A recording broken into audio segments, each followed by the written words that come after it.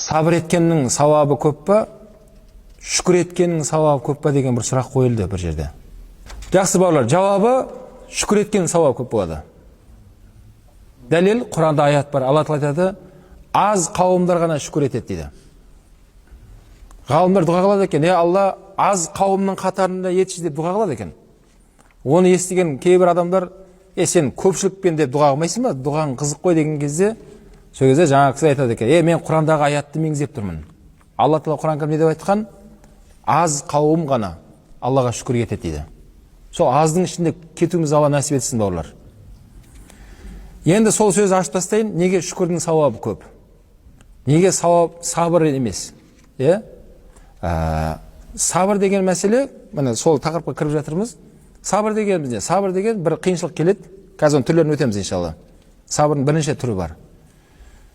Сол кезде сізде не болмай қалады?